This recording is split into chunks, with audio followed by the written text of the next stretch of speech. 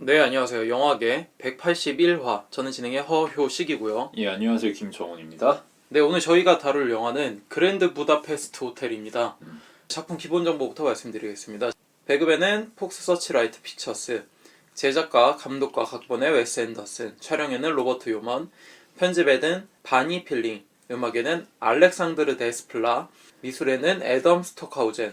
네. 예, 처음에 상영됐을 때부터 폭발적인 반응을 얻어서 많은 영화제와 시상식을 휩쓸었죠. 네.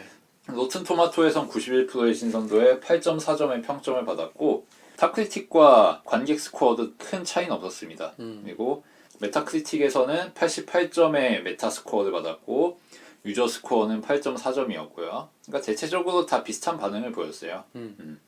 그래서 웨스 앤더슨의 작품들 중에서 가장 성공을 거둔 사례라고 볼 수가 있고, 네. 웨스 앤더슨이 이 작품을 구상하게 된 계기를 보면은 근현대를 배경으로 해서 그림을 훔치는 이야기를 한번 생각해보자 라는 데까지는 계획을 짜냈다고 합니다. 근데 그 다음부터 전개가 막혔는데, 그때 스테판 츠바이크의 어제의 세계라는 책을 읽고서 이 책에 나오는 소재들과 배경을 접목시켜 보면은 이야기가 매끄럽게 진행될 것 같다라는 생각이 들어서 그때부터 일사천리로 휴고 기네스라는 사람과 공동으로 각본을 기획하게 됐고요. 이런 계획을 실행한 웨스 앤더슨의 이력을 살펴보면은 1969년 5월 1일 텍사스 휴스턴에서 태어났고요. 1987년 휴스턴 세인트 존스 스쿨이라는 사립학교 명문 출신입니다. 그래서 1990년에 텍사스 대학교에서 철학 학사 학위를 얻어냈고 네. 이 즈음부터 영화계에 출신하게 되어서 촬영 기사라든지 극장 직원이라든지 이런 일을 하면서 전전했다고 해요. 그리고 그 과정에서 자신의 이 파트너라고 할 수 있는 오원 윌슨을 만나게 됩니다. 그래서 영화를 같이 제작하기로 결심하면서 이것저것 작업을 많이 했다고 해요. 그래서 그 중에 텍사스 10대들의 범죄 행각을 다루는 그런 단편 영화가 있었는데 이거를 장편으로 늘려서 바틀로켓이라는 영화를 만들게 됩니다. 이게 데뷔작이 되었죠. 원래 어릴 때부터 자기 형과 아버지를 데리고 영화를 여러 번 찍었다고 뭐 그런 이야기도 있더라고요. 네. 엘리트 집안 출신이긴 한데 어릴 때 부모님이 이혼을 하셨기 때문에 그게 이런 불안정한 가정 환경이 작품에도 반영되어 있는 것으로 유명합니다. 처음 다루는 거예요, 사실. 그렇죠. 왜냐하면 그랜드 부다페스트 호텔은 2014년에 나왔고 개드의 섬은 저희가 아직 안 다뤘기 때문에 그 4년 사이에는 다룰 일이 없었죠. 네. 개들의 섬도 다룰만 하다고 저는 생각을 했는데 어쩌다 보니까 놓쳤네요. 네. 그래서 작품 목록을 살펴보면 바틀로켓이 1996년에 나왔고 98년에 맥스군 사랑에 빠지다, 2001년에 로열 테넌바움, 2004년에 스티브 지소어의 해저생활, 2007년 다즐링 주식회사, 2009년 판타스틱 미스터 폭스, 2012년 문라이즈 킹덤, 2014년 그랜드 부다페스트 호텔, 2018년 개들의 섬 이렇게 이어지고요. 그 사이에 단편들이 몇 개 나온 게 있어요. 네, 대표적으로 2007년에 나온 호텔 슈발리에, 2013년에 나온 카스텔로 카발칸티, 동해에 나온 프라다 캔디라는 작품들이 있어요.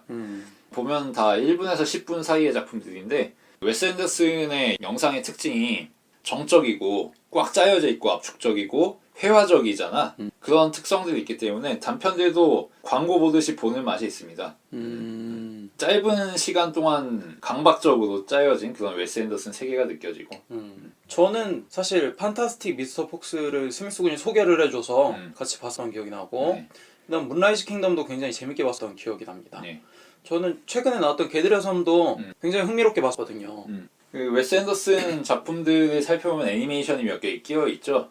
근데 사실 이게 부자연스럽지가 않은 게 원래 영화 자체가 애니메이션스러운 작품들이죠. 그쵸. 다들 특히 웨스 앤더슨의 애니메이션들은 스톱모션인데 웨스 앤더슨 영화에 나오는 등장인물들의 연기 자체가 스톱모션 애니메이션 스타일이잖아. 그쵸. 다들 동작을 수행하면서도 갑자기 고정된 측면들이 코미디를 연출하는 그런 것들에 능숙하죠. 정적 흐르는 순간에 과장된 반응을 보이기도 하고 스톱모션 애니메이션 캐릭터를 흉내내는 듯한 그런 모습 때문에 과장스럽게 느껴지는 거지. 네. 그런 점에서 애니메이션 감독이라고 말해도 손색이 없다고 생각하고 그게 웨스 앤더슨의 아마 본질이 아닐까. 그런 동화적인 그리고 미술적인 세계를 스톱모션으로 구현해내는 감독이라고 할 수 있지 않나. 네. 흔하게 알려진 거로는 정형화된 연기를 요구하는 감독 중에 한 명이기도 하죠. 사실 웨스 앤더슨 작품에서 배우는 그렇게 중요하지가 않죠. 네. 그러니까 왜냐하면 배우들이 소품에 불과하거든. 스톱모션 애니메이션에 토이들 대신 배우들 갖다 쓰는 거야. 그리고 배우들이 갖고 있는 대중적으로 알려져 있는 개성들이 마찬가지로 소품으로 쓰이는 거지. 뭐 그 점에서 배우들이 안 중요하다고 말할 수는 없지만 왜냐면 배우들의 그 개성 자체가 미술 재료가 되는 거니까 그런 점에서는 중요하긴 하지만 배우들의 연기를 통한 자기 표현이 중요한 영화들은 아니지. 그거보단 웨스 앤더슨 월드가 중요한 그런 영화들이지. 그렇죠. 가면처럼 또는 인형처럼 쓰는 경우가 더 많고 그렇기 때문에 신인 배우를 영화의 주인공으로 삼는 전복시키는 재미가 또 쏠쏠한 것 같고 문라이즈 킹덤만 봐도 아이들이 어른처럼 행동하고 어른들이 아이들처럼 행동하는 그런 전복시키는 맛이 또 있어서 자기 세계가 완벽한 감독 중 한 명이 아닐까 생각이 듭니다. 방금 효식이가 말한 것처럼 아이들은 어른처럼 행동하고 어른들은 아이처럼 행동하는 게 웨스 앤더슨 작품의 전체적인 특징인데 네. 당연하다면 당연한 게 웨스 앤더슨은 이런 동화적인 세계, 향수, 로맨티시즘을 드러내는 그런 감독이잖아. 그렇죠. 근데 그런 향수와 로맨티시즘은 어른이 자신의 아이 시절을 그리워하면서 가지는 감정이란 말이야. 어렸을 때로 돌아가고 싶다. 뭐 엄마 손 잡고 나들이 갈 때 먹어본 솜사탕. 네. 그런 거지. 네. 그런 거는 애들이 가지는 감상이 아니라 어른의 감상이란 말이야. 네. 정작 애들은 어떠냐면은 그렇게 자신의 어린 시절을 그리워하고 낭만의 대상으로 여기는 어른들 사이에서 성숙해질 수밖에 없는 거지. 어른들이 제정신 못 차리고 있으니까 애들은 괴로운 세파에 노출되잖아. 그 점에서 웨스 앤더슨 세계의 아이와 어른은 동전의 양면이라고 할 수 있고 결국은 그 어른들이 상실한 무언가 이런 걸 그리고 있다고 볼 수 있죠. 네. 로열 테넌바움에서는 그게 가정사였고 맥스군 사랑에 빠지다에서는 뭐 이루어질 수 없는 사랑 뭐 이런 게 있었고 그런 점에서 일관된 테마를 작품을 달리하면서 거듭 이어나가고 있는 그런 감독이라고 볼 수 있겠습니다. 네. 그러면 시놉시스와 함께 작품에 대한 이야기를 나눠보도록 하겠습니다. 작품의 시작은 1968년 그랜드 부다페스트 호텔입니다. 네. 이 호텔에 어느 작가가 휴가철을 맞아서 방문하게 되는데 이 사람이 우연한 계기로 호텔의 주인인 무스타파라는 사람과 연을 맺게 돼요. 그래서 이 무스타파라는 사람의 과거지사를 듣게 되는 거죠. 근데 이 과거지사가 본인의 이야기라기보다는 본인이 이전에 모셨던 전 호텔 관리인에 대한 이야기죠. 네. 이 호텔 관리인은 무슈 구스타프입니다. 네. 그래서 이 무슈 구스타프가 어떤 사람인지 이야기를 가만 들어보니까 일단 풍류남아예요. 호텔 관리인으로 일하면서 여러 귀부인들과 통정을 하는 거죠. 네. 근데 이 사람이 그렇게 통정한 귀부인들 중에 마담 디라는 인물이 있는데 이 인물이 그랜드 부다페스트 호텔에 찾았다가 자신의 집으로 돌아가서 사망하게 됩니다. 네. 그러고서 유언장에 유산을 어떻게 정리했는지를 이야기하고서 그 유산 중에 단 하나 사과를 든 소년이라는 회화 작품은 호텔 지배인인 구스타프에게 남기기로 하겠다라고 유언을 적어 놓은 거죠. 네. 근데 이게 어느 듣보잡 그림 이런 게 아니고 세계적인 명화 이런 거예요. 네. 그래서 많은 사람들이 눈독을 들이고 있었고 마담 디의 아들인 그러니까 제일 상속자인 드미트리가 또 이거에 아주 꽂혀 있었던 상태였던 거죠. 그래서 드미트리는 음모를 꾸며가지고 이 사과를 든 소년을 갈취하려고 합니다. 네.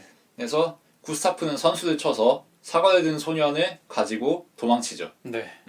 근데 그렇게 호텔에 돌아왔는데 누명을 써버린 거예요. 마담 디의 유산을 노리고 마담 디를 살해했다는 누명이 구스타프에게 씌워진 거죠. 그렇죠. 그래서 구스타프는 감옥을 가게 되고 당시 구스타프를 모시고 있던 현재의 호텔 주인 무스타파가 네. 구스타프를 구해내기 위해서 동분서주하는 그런 이야기라고 할 수 있습니다. 네. 작가를 기리는 한 소녀부터 시작해서 작가가 자기의 소설 어떻게 썼는지 설명을 하고 그 작가는 호텔 주인으로부터 이야기를 들으면서 그 이야기가 펼쳐지는 것이 이 영화의 구성이라고 할 수 있죠. 그렇게 시간을 넘나들며 이야기가 액자식 구성으로 되어 있는 게 이 영화의 기본적인 골자입니다. 예. 방금 효시가 말한 것처럼 이 영화는 액자식 구성을 취하고 있는데 주목해봐야 될 게 이 영화의 액자라고 할 수 있는 이 레이어는 총 7개입니다. 7개나 되나요? 예, 먼저 작가에게 이야기를 들려주는 호텔 주인 무스타프. 어린 시절에 제로라는 이름으로 호텔 보이로 일하고 있던 시대가 1932년이죠. 네. 이게 일단 1차적인 층이고 그리고 무스타파가 작가에게 이야기를 들려주는 시점이 1968년, 이게 두 번째고 네. 그리고 나서 시일이 흘러서 1985년 작가가 자신이 무스타파에게 들은 이야기를 책으로 썼다라고 발표하는 시점이 또 세 번째 차원이라고 할 수 있겠고요. 네. 그리고 또 수십 년이 흘러서 근래의 시간에 도달해서 어느 여성이 자신이 구매한 책을 가지고서 그 책을 쓴 작가의 무덤으로 가는 장면이 네 번째 차원이라고 할 수 있겠죠. 네. 그리고 0차원이 있어요. 0차원은 언제냐? 제로가 모셨던 구스타프가 추억하는 과거의 시대, 자신이 호텔보이로 일하고 있던 시대가 바로 0차원이 되는 거죠. 구스타프가 작품 후반부에 그런 이야기를 하거든요. 나도 제로처럼 호텔보이로 일하고 있던 시대가 있었고 그 시절에 추억들이 있다. 뭐 이런 이야기를 합니다. 네. 아마도 1900년대 초반 혹은 19세기 말 뭐 이 정도 되는 시기겠죠. 그게 이 작품에 직접 드러나 있진 않지만 소문으로서 전달되는, 그리고 작품의 지층으로 깔려있는 그런 0차원이라고 할 수 있죠. 그러면은 0차원부터 네 번째 차원까지는 알겠는데 다섯 번째 차원은 뭐냐?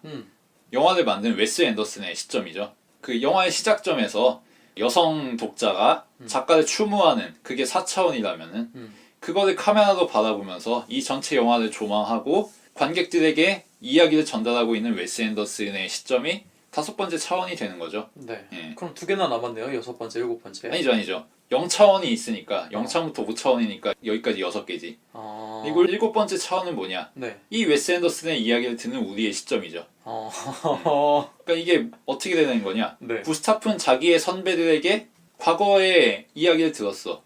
그리고 구스타프는 제로에게 자신의 경험을 같이 공유했어. 이게 두 번째고. 네. 그리고 제로가 무스타파가 되어서 작가에게 이야기를 전달한 거지. 그리고 작가는 이걸 책으로 썼고 네. 미래의 독자는 이 책을 보고서 이미 죽은 작가를 추억하고 웨스 앤더슨은 이 이야기를 낭만적으로 그리고 관객들은 웨스 앤더슨의 영화를 보면서 또 낭만에 빠지는 거죠. 네. 그러니까 재미있는 거는 이렇게 이야기를 들려주는 사람과 이야기를 듣는 사람의 화자와 청자의 관계가 연속되면서 자리를 바꿔가면서 교차되는 거지. 그리고 이야기를 듣는 청자들은 자신이 직접 겪은 이야기를 듣는 게 아니고 자신의 시대에 대한 이야기도 아니고 과거 옛날 사람이 자신이 옛날에 들었던 이야기를 전달해주는 시기란 말이지. 그리고 이 이야기는 사실 증거도 없어. 그렇죠. 왜냐하면은 무스타프가 작가에게 이 이야기를 들려줄 때 구스타프고 뭐고 이미 다 죽었거든. 그렇죠. 그냥 무스타파가 작가에게 지어낸 이야기일 수도 있는 거야. 그리고 작가도 마찬가지지. 작가가 이 책을 발표하던 시점에 이미 호텔 주인 무스타파는 죽었어. 그리고 무스타파가 들려준 이야기의 증인들도 없지. 그러면 이 이야기는 전적으로 작가가 창작해냈다고 할 수도 있는 거죠. 그리고 이거는 영화 전체도 마찬가지지. 이건 그냥 웨스 앤더슨이 지어낸 이야기잖아. 그렇지. 애초에 제작부터. 누군가가 겪은 이야기가 실제로 있었다는 듯이 이야기하고 그것이 자신의 손 아래 사람에게 계속 전파되는 시기지만 결국은 웨스 앤더슨 혼자 짜낸 이야기란 말이야. 그 점에서 이 이야기들은 다 픽션이고 픽션의 픽션이 꼬리를 물고 일어나는 거죠. 그 점에서 7개의 차원들이 일으키는 그 긴장이 아주 재미있는 측면이라고 할 수 있고 이런 생각을 해볼 수가 있죠. 액자 안에 액자가 있어. 그리고 액자 안에도 또 액자가 있고 액자 밖에도 액자가 있는 시기란 말이야. 네. 그러면은 이렇게 액자가 계속 무한하게 가다 보면은 결국 액자 맨 위와 액자 맨 끝은 맞닿지 않겠냐. 거울을 서로 마주보고 있으면 거울끼리 서로 반사해가지고 무한히 상이 반복되잖아. 그것처럼 액자도 그 위에 레이어를 겹치다 보면은 그게 지하와 천상으로 가는 것 같지만 결국은 지상과 천상이 연결되지 않겠냐는 거지. 레이어 안에 레이어가 있으면 레이어 밖에도 레이어가 있는 거고 밖에 있는 그 레이어가 결국은 안에 있는 레이어하고 다를 게 뭐겠느냐.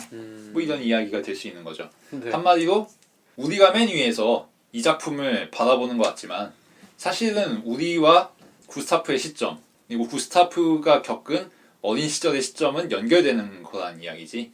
한 차원에 있는 거고 그 점에서 결국은 모두가 연결되는 이야기라고 할 수 있는 거죠. 네. 이게 이 당시에 나온 버드맨이라든지 혹은 뭐 클라우즈 오브 실스마리아 뭐 이런 작품들이 그런 주제로 영화되는데 그런 흐름이었다고 생각하고 그런 식으로 화자와 청자의 관계를 서로 뒤얽히게 하면서 이야기를 듣는 사람이 사실은 이야기를 말하는 사람이 되고 영화를 보는 사람이 사실은 영화를 연기하는 배우가 되는 그런 식의 겹치기를 아주 재미있게 잘 짜낸 작품이다 이런 생각이 들었어요. 네. 뭐 첫 이야기부터 음. 벌써 재밌고 흥미롭습니다. 음.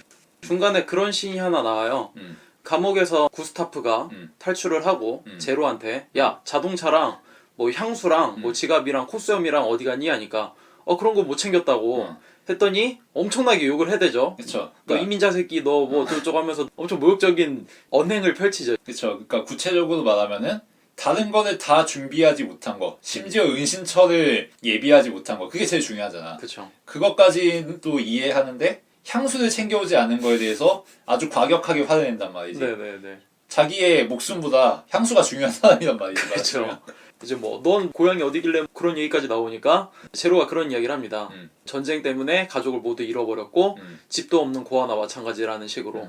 그리고 나는 그랜드 부다페스트 호텔밖에 나의 거처는 없다라고 하는 이야기를 들으니까 그제서야 구슈타프가 진심으로 사과를 하고 그랜드 부다페스트 호텔의 명예를 걸고 너한테 사죄한다 라고 이야기를 하죠. 이게 나는 스미스가 방금 얘기한 것과 비슷한 면모가 있다는 생각이 들어요. 우리는 겉모습을 볼 때 이 사람의 과거지사 뒷배경에 깔려있는 레이어를 볼 수 없잖아요.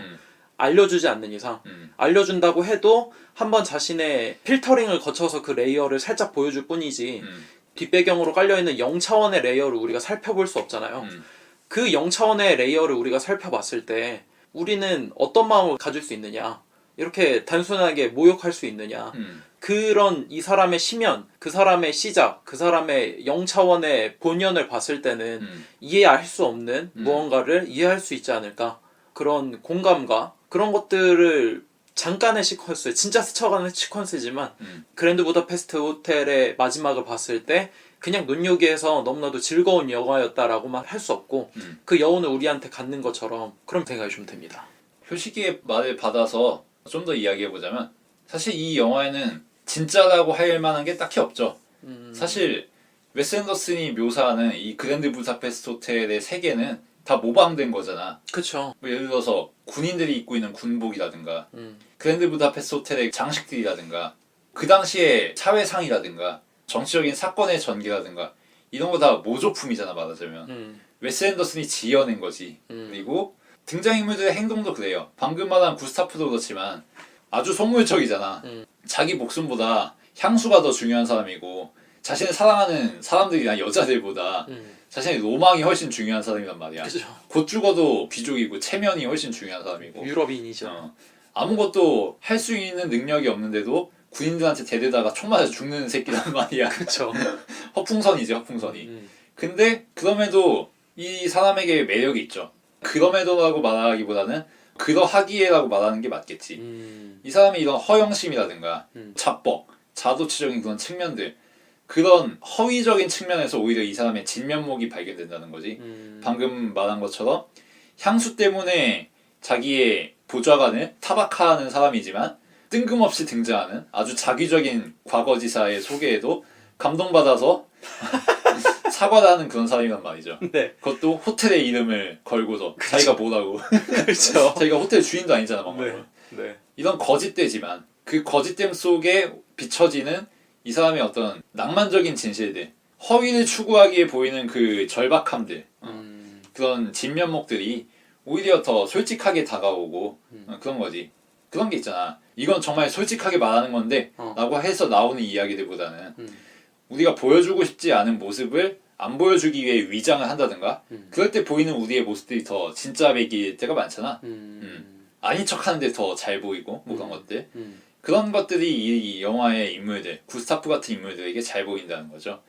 그리고 그 화자가 들려주는 의도하지 않은 그런 거짓된 진실 때문에 청자들이 끌린다는 거고 구스타프에게 제로가 끌린 것도 그런 이유고 제로에게 작가가 끌린 것도 그런 이유고 작가는 사실 직접 뭐 겪어보지도 않은 사람이고 그냥 이야기만 들었을 뿐이잖아. 진실이라고 할 수도 없는.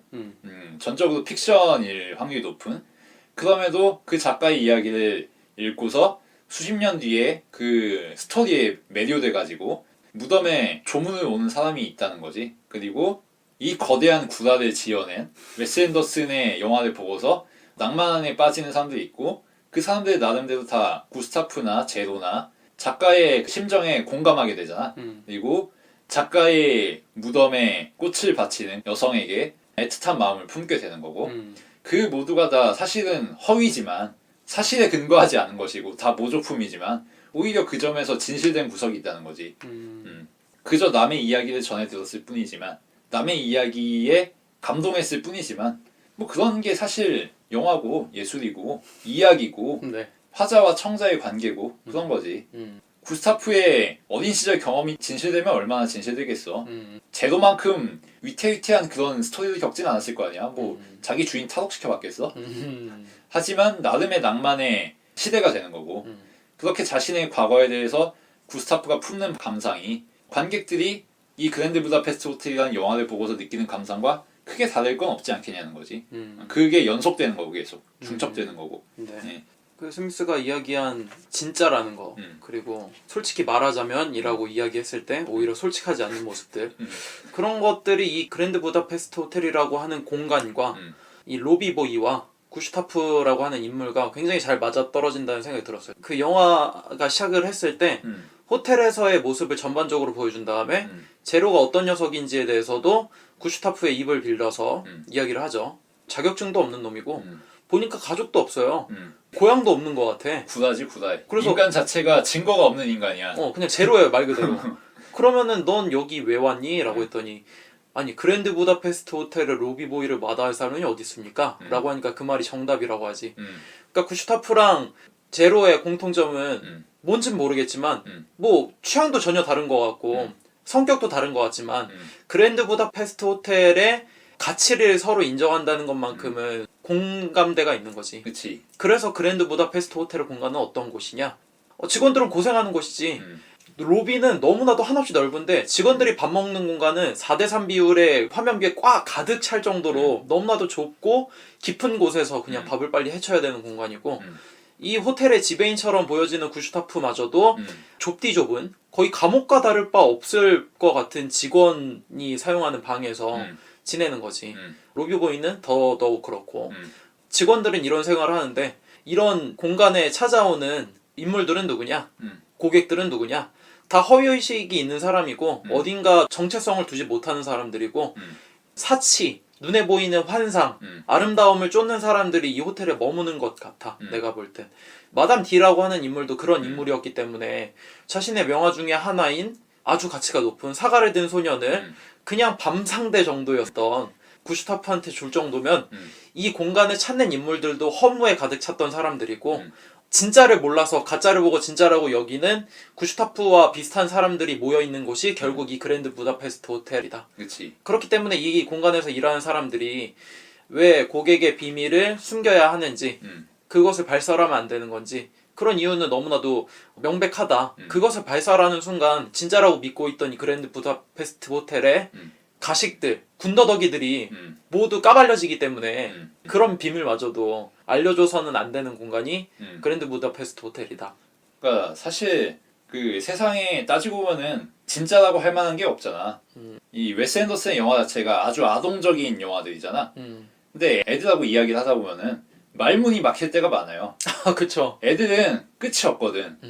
한번 자기가 꽂힌 대상에 대해서 궁금증을 품게 되면은 근원까지 파고들어가. 그쵸. 예를 들어서 왜 물은 얼음도 됐다가 수증기도 됐다가 하냐 뭐 이렇게 물어보면은 자연과학적인 설명으로 뭐 이야기를 해줄 수는 있지. 그치. 근데 왜 0도가 되면 얼음이 되고 왜 100도가 되면은 뭐 수증기가 되냐 열이 왜 그런 작용을 하는 거냐 뭐 이렇게 꼬치꼬치 캐묻고 들어가다 보면 결국 할 말이 없단 말이야.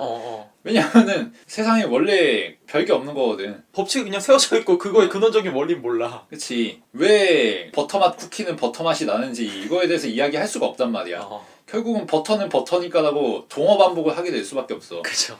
한마디로 뭐다? 진짜는 원래 찾기 어렵고 근원을 파고들다 보면 다 분해해서 산산조각이 난단 말이지.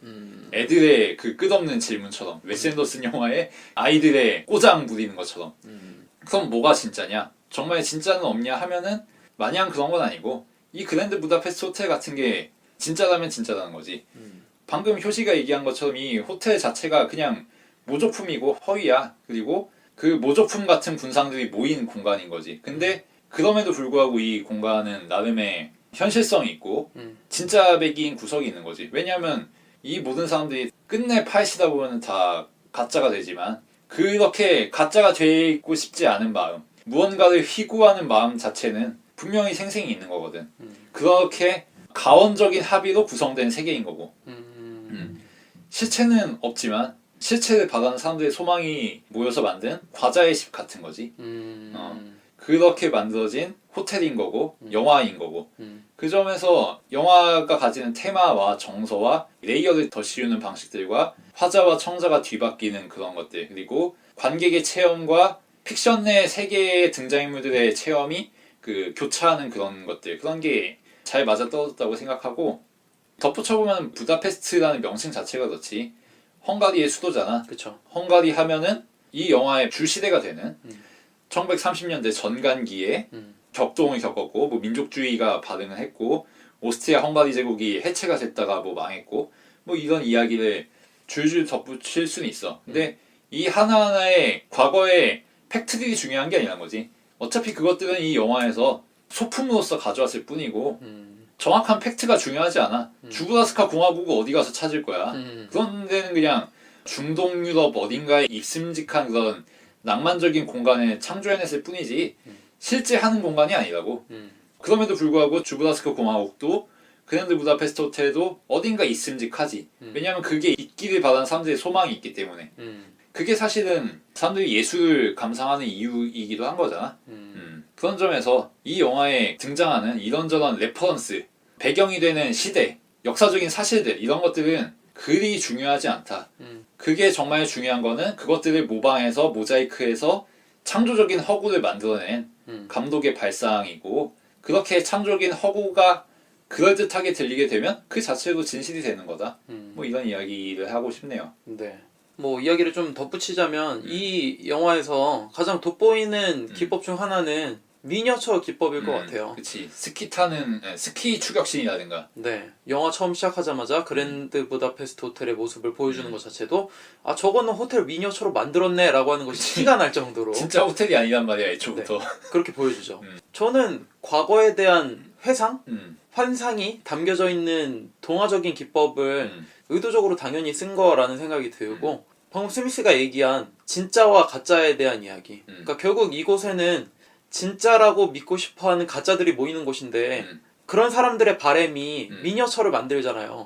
우리가 현실을 본따 이야기하듯 그치. 저번 공포영화 유전에서도 그랬듯 우리는 자꾸 어떤 세계를 만들 때 미니어처처럼 구현하고 싶어 하잖아요. 그리고 이것이 실제라고 믿고 사실은 가짜인데 나는 진짜라고 믿고 지금 이 상황을 계획해 놓는 거잖아. 그게 어린 시절을 그리워하는 어른의 마음인 거지. 네. 그런 것들이 이미 합의가 된 사람들이 이 영화를 보고 그런 사람들의 의도대로 앤더슨이 연출한 거고 그런 사람들의 니즈들이 모여있는 것이 그랜드 부다페스트 호텔 이 영화에 나오는 미니어처 기법인데, 그런 것까지 레이어 안에 포함을 시켜서 결국 그랜드 부다페스트 호텔은 지금은 서로를 간섭하지 않는 채로 머물러 있는 공간으로 남았는데, 그것이 현실에서의 우리 모습까지 끌고 오면서 공감대를 형성해 주지 않았나, 그런 생각을 해볼 수 있을 것 같아요. 네.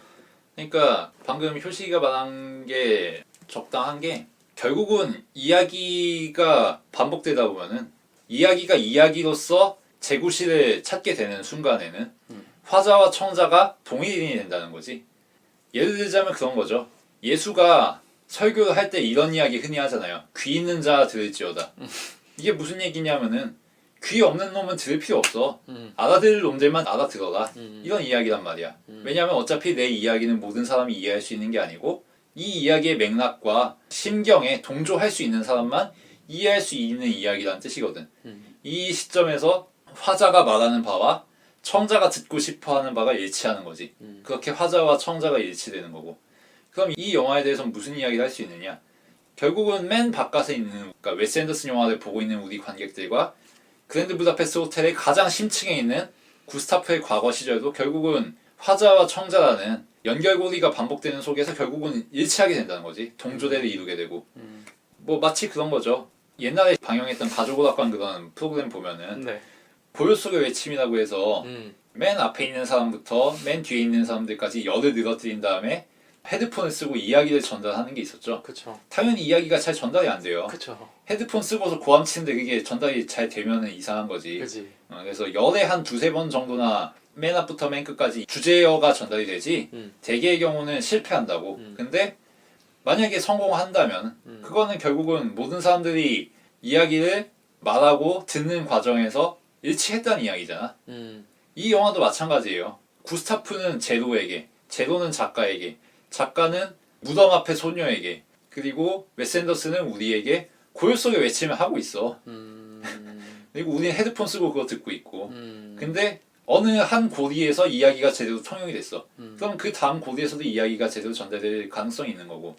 그게 반복되다 보면은 맨 앞에 있는 사람과 맨 끝에 있는 사람의 이야기가 일치하게 되는 거지. 그럼 맨 앞 사람과 맨 뒷 사람이 그게 그거 아니겠어? 뭐 그런 점에서 영화의 이딴 레이어, 깊숙한 레이어가 결국은 현재로 다가오는 지점이 있고 그거를 불러일으키는 것은 우리의 어떤 소망과 이 이야기란 맥락을 이해할 수 있는 어떤 낭만이랄까? 뭐 그런 거지. 그것들이 모두 실제로 없는 대상, 실체가 없는 대상에 대한 헛된 희망일지언정 이야기가 전달되면 그 자체로 진실인 거지. 그렇게 정리할 수 있지 않나 싶습니다. 네. 이 영화가 결국 과거에 대한 향수나 그런 이야기를 하기 위해서 해결해야 될 문제가 여러 가지가 있죠. 지금 7가지의 레이어도 이야기하긴 했는데 그 레이어를 좀 더 효과적으로 재미있게 이야기를 전달하려면은 여러 가지 장치가 필요할 것 같은데 일단 화면비 이야기를 안 할 수가 없을 것 같아요. 사실 화면비도 어떻게 보면 구라죠. 나는 시대 구별을 철저히 따라서 영화를 만들 거야. 나는 과장된 태도잖아. 이것도 사실 모조품이지. 근데 도리어 그 과장 어린 태도, 그 모조스러운 태도 때문에 더 끌리는 구석이 있는 거죠. 일부러 과장된 표현을 통해서 그런 것들이 확실히 이 영화에 많은 편이죠. 손가락 잘리는 것도 그렇고 유독 아름다운 색감을 강조하는 것도 그렇고 마지막에 화면이 흑백으로 바뀌는 것도 그렇고 모조품의 느낌을 더 자아낸 바가 있죠. 그러니까 이거는 진짜야 라고 너스레를 떠는 거지. 진짜야라고 너스레를 떨면 그게 오히려 가짜로 모조품으로 보이잖아. 근데 그거 자체가 모조품으로 보이자는 의도잖아. 따지고 보면은 진짜인 척 하면서 가짜인 척 하기 뭐 이런 거지. 네. 그러면은 그게 진심으로 느껴지는 거지. 그리고 귀엽게 느껴지는 거고. 이거는 아예 다른 측면이긴 한데 그렇게 이야기를 잘 전달하는 바에 있어서 잘한 게 2가지가 있다고 생각이 드는데 하나는 러닝타임인 것 같아요. 이 영화의 밀도와 색감과 뭐 미장센과 미술은 진짜 완전 가득가득 차 있어요. 디테일도 엄청나죠. 그렇지. 그렇기 때문에 이 영화가 1시간 30분 남짓한 러닝타임이 매우 적절했다. 이게 2시간 갔으면 그때부터는 눈이 너무 답답하고 어지러웠을 것 같아. 그리고 한 가지 더 잘한 것이 있다면 이 영화가 사실 한 작가가 한 사람의 이야기를 듣고 그 이야기가 전개된다는 측면에선 라이프 오브 파이와 비슷한 점이 있다는 그쵸. 생각이 들어요. 라이프 오브 파이 같은 경우에는 어떻게 해결했느냐, 그 판타지를 너무나도 현실감 있는 그리고 너무나도 실제 같은 모습의 그래픽으로 정말 실감나는 체험되는 방식으로 이야기를 표현했다면은 이 영화는 스미스가 방금 이야기한 것처럼 완벽하게 모조품이고 완벽하게 과장된 기법을 통해서 이야기를 더 돋보이게 만들어줬다는 면이 아주 차이가 있는 것 같다는 생각이 들었어요. 그 중에서도 라이브 오브 파이 같은 경우에는 완벽한 현실감의 체험을 이야기했다면 이 영화에서는 아가사라고 하는 캐릭터까지 추가시키면서 이 영화를 보고자 하는 사람들의 취향에 적합한 로맨스 판타지를 집어넣으면서 이야기가 지루하지 않게 구성했다는 것까지 정말 선물 상자 같은 영화가 아니었을까라는 생각이 한 번 더 들더라고요. 라이프 오브 파이의 핵심을 꿰뚫는 키워드는 믿음이죠. 이 이야기를 믿을 거냐 말 거냐. 그렇죠. 너는 신을 믿을 거냐 말 거냐. 여기서 신은 뭐겠어? 작가란 말이야. 이 작가의 썰을 믿겠느냐 말겠느냐. 믿더라도 어느 썰을 믿겠느냐. 그치. 근데 이 영화의 키워드를 꼽자면 아마 뭐 낭만이나 소망 이런 것들이 되겠죠. 넌 어떤 소망을 갖고 있니? 그러니까 둘이 결국은 이야기를 들려주는 사람의 이야기를 어떻게 받아들일 거냐에 대한 태도를 묻는다는 점에서는 일치하고 문제의식이 비슷하지만 정서가 많이 다르죠. 이 이야기를 믿겠느냐 혹은 이 이야기를 소망하겠느냐 그게 두 영화의 가장 큰 차이가 아닐까. 그 소망하겠느냐는 이야기는 이렇게도 들리네요. 나한테는 이 시대 이야기가 이런 추억으로 내가 그려지는데 너한테는 이 시대는 어떤 추억으로 그치. 기억될 수 있니? 그치. 그리고 가장 재밌는 건 너는 그 시대에 살지 않았어. 그리고 그 나라에 가보지도 않았어. 심지어 갈 수가 없는 나라죠. 가상의 공간이니까. 어디로 갈 거야? 내가 어디로 가야죠 아저씨? 그랜드 부다페스트 속초가 속초인데. 그랜드 부다페스트 택시. 네. 하여튼 이런 공간을 내가 창조해냈는데 너 이 공간이 얼마나 마음에 들어? 이게 진짜가 당연히 아니고 당연히 과장돼 있는데 이 영화를 얼마나 소망해? 라는 느낌으로 웨스 앤더슨이 이 세계를 만들고 연출했다는 이야기로 들리네요. 그렇지. 마치 구스타프가 제로에게 나의 세계는 이렇다라고 전달하는 것처럼. 네. 말하자면 그거지. 인정. 이 정도면 인정? 그치, 이렇게 디테일하게 만들어놨는데. 애교를 떠는 거지. 진짜인 척하면서 모조품이라는 걸 팍팍 인상을 풍기면서 진짜로 믿어달라고 애원하는 거지. 그리고 저는 정말 인상 깊게 봤던 것 중 하나가 이 영화는 대칭으로 보여주는 공간과 인물들이 굉장히 많잖아요. 대놓고 카메라를 보는 씬이 너무나도 많죠. 동화책을 의도하는 듯한 느낌이 나기도 하고 플랫 디자인의 느낌이 많이 난다는 생각이 들어요. 그림자가 거의 보여지지 않고 그냥 화면에 평면처럼 보여주는 듯한 이미지들. 그래서 그런지 이 영화의 가장 재밌는 점은 배경마저도 꽤나 선명해요. 배경이 흐린 적이 별로 없어요. 블러 처리되어 있는 게 별로 없이 맨 앞에 관객에게 가장 가까이 있는 인물과 가장 멀리 있는 인물의 초점이 그다지 흐리지 않습니다. 거의 비슷해요. 그리고 이 영화에서 나오는 인물들의 움직임을 보면 가장 뭐 유명한 거는 감옥 장면에서 상하로 움직이면서 뭐 시간의 이동과 뭐 탈출의 이야기도 보여주지만 제가 가장 재미있었던 점은 화면 깊게 배경으로 들어가는 움직임과 배경에서 관객을 향해서 전경으로 걸어 나오는 장면들이 계속해서 반복되는 게 제일 재밌더라고요. 특히나 구슈타프와 제로가 마담 D의 집에 갔을 때 타녀가 집을 안내해주죠. 그렇죠. 맨 처음 어떻게 시작하냐면은 현관문이 우리 앞에 있고 그 다음에 배경 쪽으로 쭉 들어간 다음에 계단으로 올라가요. 그 다음에 또 계단을 올라간 다음에 복도에서 배경으로부터 전경, 그러니까 관객 앞으로 다시 다가온 다음에 또 오른쪽으로 화면이 회전이 되고 엄청 복잡하게 화면을 꼬아놨거든요. 그러면서 무슨 생각이 드냐면은 지금 던전에 들어가나? 이 영화를 비유하기를 뭐 마트리오시카 또는 뭐 차이니스 박스 양파 껍질처럼 까도 계속 똑같은 화면이 나오는 것처럼 점점 이 영화는 깊게 들어간다는 말이죠. 아주 파고들듯이 우물 안에 깊이를 가늠할 수 없을 정도로. 그러면서 우리가 느끼게 되는 체험은 뭐냐면 점점 이 이야기에 빠져들어가는 거야. 이 이야기의 전체적인 설계도가 보이지 않고 어디가 끝인지 모를 정도로 계속해서 깊이 빠져들어가는 게 이 영화의 지금 모습인 거지. 인셉션 같은 거지. 그쵸. 계속 안내해줘요. 이 영화의 심연 깊은 곳을. 그리고 마지막 장면에 와서는 아름다운 색감으로 이 영화의 심도 깊은 0차원의 레이어 가까이까지 보여준 다음에 갑작스럽게 화면을 블랙으로 바꿔버린 다음에 순식간에 작가의 모습 그리고 작가를 기리는 여인의 모습까지 들어갈 때는 한 80분 정도 걸렸다면 이 영화에서 빠져나온 데는 채 30초도 안 되는 것 같아요. 순식간에 밖으로 빠져나와 버리게 만들죠. 그것이 이 영화의 정말 독특한 연출 방법이고 제가 마지막에 이야기하고 싶은 거지만 이 감독이 어떠한 감정을 우리한테 관객한테 불러일으키고 싶어 했는지 이 화면비가 단순히 모조품이랄지 아니면 그냥 그 시대를 표방하기 위한 장치뿐만 아니라 이 영화의 A부터 Z까지 이루는 모든 연출 방식의 프레임 자체를 일부러 의도해서 짜놨다. 그러니까 마지막에는 결국 4대3 비율의 과거의 회상 비율을 순식간에 빠져나오면서 4대3 비율로 채울 수 없는 이 넓은 공간이 결국 어떤 의미를 갖는지에 대한 이야기인 것 같아서 계산된 영화다. 화면 비율마저 그런 생각이 들었습니다. 꿈이죠 꿈. 꿈에서 급작스럽게 깨면은 적응이 안 되잖아. 그쵸. 그리고 어디 갔어? 이렇게 되는 거지. 그쵸. 사람이 벙치게 되는 거고.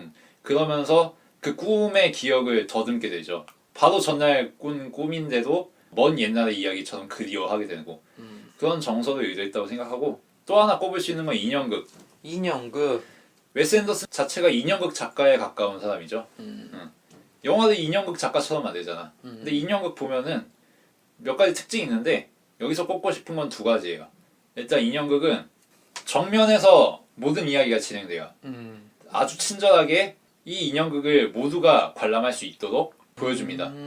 솔직하게 모든 이야기를 다 순박한 방식으로 전달하는 거지. 근데 인형극에서 주목해봐야 될 게 뭐냐면은 그렇게 평면적으로 이야기가 모두 다 전시되는 것 같지만 배경이 있다는 거지. 인형극 보면은 인형들이 앞에서 나와서 생쇼를 하지만 그 뒤에 가림천으로 무엇이 언제 등장할지 몰라. 커튼을 들추고서 다른 캐릭터가 등장하기도 한다고 갑자기. 그런 구석이 있는 영화라는 거지. 모든 것을 웨스 앤더슨 스타일로 그렇게 정비례의 방식으로 평면적으로 보여주는 것 같지만 어느 순간 뒷면에서 튀어나온 게 있다. 그리고 인형극의 두 번째 특성. 이 인형극을 연출하는 인형 조종사가 있다. 이 영화를 보면은 아주 통제적이고 자기적이고 감독의 손길이 곳곳에서 느껴지잖아. 그쵸. 이거는 자연스러운 세계가 아니야. 가공된 세계고 모조의 세계고 누군가 인위적으로 창조한 세계란 말이야. 인형극처럼. 이 영화를 웨스 앤더슨이 시시각각 관장하고 있다는 게 어필이 되는 거지. 그렇게 좆빠지게 영화를 만들고 있는데 인형극을 하고 있는데 당연히 관객 입장에서는 의식이 안 될 수가 없잖아. 그쵸. 그러면서 사실은 소통이 되는 거지. 화자와 청자가 일치하게 되는 거고. 웨스 앤더슨의 존재를 의식하지 않을 수 없게 만든 영화이기에 관객 스스로 웨스 앤더슨이 되는 거지. 네, 사실 무슨 얘기가 오갈까 했는데 이 영화에서 대중적으로 다뤄지지 않은 부분에 대한 이야기가 많은 것 같아서 꽤 재밌는 시간입니다. 그럼에도 불구하고 좀 단점을 안 꼽을 수는 없는 것 같아요. 저 개인적으로 좀 아쉬웠던 점은 좀 있었던 것 같은데 네. 십자단 이야기는 너무 판타지스럽다. 이 부분 와서는 아 이건 정말 그냥 꾸며진 얘기구나 라고 하는 생각이 들어서 꿈에서 깰 뻔했다 라는 생각이 좀 들었고 이루어질 수 없는 꿈이기 때문입니다. 네. 그리고 중간에 에이디언 브로디가 아가사랑 엘리베이터에서 만나잖아요. 그 다음에 그림의 정체를 확인한 다음에 너무 쉽게 놓쳐버려요. 뭐 그 다음에 뭐 총격신 나오고 뭐 이런 장면이 있긴 한데 판타지긴 하지만 너무 조금 논리적으로 말이 안 되는 것 같다 라는 생각이 좀 들었고 이 영화에서 논리를 짜증는 게 그렇긴 하지만 에이디언 브로디 무슨 완전 대악당 포스 풍겨놓고서 이렇게 쉽게 놓치는 게 말이 돼? 라는 생각이 좀 들기도 하고 그리고 나서 액자 뒤에 기밀이라고 하는 편지로부터 이 사건이 단번에 해결이 되잖아요. 그치. 그 부분도 너무 갑작스럽다는 생각이 좀 들었고 그리고 마지막에 갑작스럽게 흑백의 화면으로 바뀌면서 이 영화가 품고 있던 컬러가 모두 사라져 버리잖아요. 그 부분은 사실 좀 직접적이다는 생각이 들어가지고 여태까지 전개된 연출이 너무나도 신났기 때문에 갑작스럽게 막 내려버리는 듯한 느낌이 들어서 조금 아쉽다라는 생각이 개인적으로 들더라고요. 어떻게 해결해야 될지는 사실 나도 잘은 모르겠지만 표시가 아쉬워하는 부분에 어느 정도 공감은 하는데 이 영화의 전체적인 전개와 일관성의 측면에서 뭐 크게 이반될 건 없는 것 같아서 결국 스타일에 맞는 전개다. 그런 게 나와도 하등 이상할 게 없다. 뭐 그런 네. 정도로 생각이 들어서 예. 네. 그리고 한 가지 좀 궁금한 건 제로의 모습이 인도계처럼 맨 처음에 생겼었잖아요. 로비보이의 모습일 때. 근데 마지막에 호텔의 주인이 되었을 때는 인종이 달라진 것 같은 느낌이 들던데 나는 사실? 그래? 수염도 엄청 덥수룩하게 나고 뭐 그 동네 그런 어른들 있잖아. 아니 근데 피부색이 완전 달라지진 않을 텐데 내가 생각했을 때 라이프 오브 파이에서 성인이 된 파이의 얼굴과 비슷하게 보여지지 않을까라고 생각을 했는데 그래서 로비보이가 마지막에 주인이 된 게 맞아? 라고 하는 착각이 살짝 들었습니다. 네, 그 부분은 뭐 난 큰 위화감은 못 느껴서 별 생각 없었어. 내가 너무 디테일하게 봤나 봐요. 네. 근데 뭐 인도인도 사실 백인이다. 그리고 한 가지 정도 저한테 인상적인 거를 꼽자면은 마담 D가 죽은 다음에 사진이 나와요. 근데 사진을 되게 기괴하게 찍었습니다. 일반적으로 누워있는 모습을 찍은 게 아니라 엎어져 있는 듯한 모습을 찍었어요. 그러니까 사진 기사가 제대로 서서 그 시체를 찍은 게 아니라 자기의 고개를 이렇게 90도로 돌려가지고 사진기를 180도로 돌려가지고 세우지 않고 거꾸로 뒤집어서 찍은 듯한 구도로 사진을 찍어놨거든요. 재미있으면서 이 영화의 분위기랑도 굉장히 잘 맞고 이 영화가 보여주는 현재 시점에서 과거의 시점으로 쑥 들어갔다가 과거의 시점에서 갑자기 현대로 빠져나오는 그 뒤집는 듯한 접목하는 듯한 모습을 보여주잖아요. 이야기 전개를 보여주잖아요. 그것과도 어울리는 뭔가 시체의 사진이라서 진짜 디테일이 살아있다라는 생각이 좀 들었습니다. 네, 슬슬 이 정도에서 마무리를 하도록 하겠습니다. 이 영화는 화려한 색감과 독특한 촬영 기법으로 많이 알려져 있는 영화이죠. 하지만 내용에 대해서는 그렇게 깊은 이야기를 많이 안 했던 것 같은데 제로와 구슈타프에 대한 생각이 좀 많이 들더라고요. 보면은 두 사람이 얼마나 친해지게 됐는지 그리고 서로를 어떻게 인정하게 됐고 말미에 와서는 같이 썰매도 타고 같이 오토바이도 타고 같이 술자리도 할 정도로 그치. 친해졌는지에 대한 이야기인 것 같았는데 그렇다면 제로의 마음은 어떨까라는 생각이 좀 들더라고요. 결국 제로의 입을 통해서 구전된 이야기잖아요. 제로는 호텔에서 무슨 생각을 할까? 구슈타프에 대한 그리움일까? 아가사에 대한 사랑일까? 아니면 이 호텔 공간 자체에 대한 향수일까? 단 한마디로 표현하기 어려운 이야기라는 생각이 들었고 그렇기 때문에 뭔가 한 가지 주제로 이야기를 하기엔 어려운 복잡 미묘한 감정들이 모두 담겨 있었다라는 생각이 들었고 중간에 이야기 전개를 하는 걸 보면 구슈타프의 이야기를 쭉 나열하다가 갑자기 제로의 눈물을 흘리는 모습을 보여주죠. 그 다음에 갑자기 아가사 이야기로 들어갑니다. 그때 이야기를 보면은 이 사람한테는 확실히 그 세 가지가 중요했던 것 같아요. 그랜드 부다페스트 호텔, 구슈타프, 그리고 아가사. 그래서 그 이야기를 중간에 끊긴 것을 통해서 이 사람이 어떤 마음을 갖고 있었는지 좀 더 효과적으로 계속해서 구슈타프 이야기만 늘어놓으면 또 재미가 없잖아. 여튼 그렇게 4대3 비율의 이야기가 가득 찬 다음에 꿈에서 깨듯 호텔의 주인이 된 제로의 모습과 그 이야기를 듣던 작가 그리고 그 작가를 기리는 소녀의 모습까지 순식간에 화면이 넓어집니다. 그때 저는 너무나도 허무하더라고요. 이 4대3 비율이 처음에는 좁게 느껴졌다가 나중에는 선물 상자 안을 들여다보는 듯이 굉장히 아름다운 색깔로 알록달록하게 가득 찼었는데 이게 사라져버리고 현실적인 모습이 보이면서 공간이 갑자기 넓어져. 인물을 가득 채웠던 미장센이 사라지고 공간만 남아. 이게 시간이 지나니까 더 넓어지네? 그리고 마지막엔 겨울의 모습이 되면서 무덤가에 앉아있는 그냥 소녀의 모습, 벤치에 있는 정말 꿈에서 너무나도 재미있는 꿈을 꾸고 너무나도 환상적인 꿈을 꿨다가 순식간에 깨버리니까 아니 이게 꿈이었어? 라는 허무한 감정을 불러일으키는 것 같아서 굉장히 재밌는 영화다. 그래서 저는 별점은 4.5점 줄 수 있을 것 같아요. 하나의 세계관을 만들어낸 웨스 앤더슨이지만 0.5점의 한계는 있지 않나 라는 생각이 어렴풋이 들면서 대중적으로 다뤄지지 않았던 이야기들을 많이 해서 굉장히 재밌는 시간이었던 것 같습니다. 네. 네. 이 영화를 한마디로 정리하면 그거죠. 이거 모조품이 진짜다. 그게 그리고 웨스 앤더슨의 어떤 슬로건이라고 볼 수 있다고 생각하는데 사실 예술이라는 것 자체가 그렇죠. 예술은 무에서 유를 창조하는 작업인데 아무것도 없는 거에서 무언가 있는 걸 만들어내야 되는 건데 없는 거에서 있는 걸 어떻게 만들어내겠어. 근데 예술가는 그걸 해야 된단 말이야. 아무것도 없는 이야기, 아무것도 지탱할 근간이 없고 진실이라고 할 게 없는 상상의 이야기를 만들어내야 되는 사람인 거지. 그럼 어떻게 이 이야기를 실존하게 할 거냐, 이 원래부터 없는 이야기를. 그건 결국 듣는 사람에게 기댈 수밖에 없다는 거지. 그리고 듣는 사람은 이 없는 이야기를 어떻게 믿게 되느냐, 어떻게 있는 것으로 생각하게 되어 있느냐, 그건 결국 들려주는 사람에 의존할 수밖에 없는 거고 결국 그렇게 청자와 화자가 의존할 수밖에 없는 거고 그렇게 의존하지 않으면은 아무것도 없는데 어떻게 살겠어. 죽는 수밖에 없지. 서로가 서로한테 기댈 수밖에 없는 역설적으로. 그게 예술인 거고 그게 사실 뭐 인간적인 삶인 거지.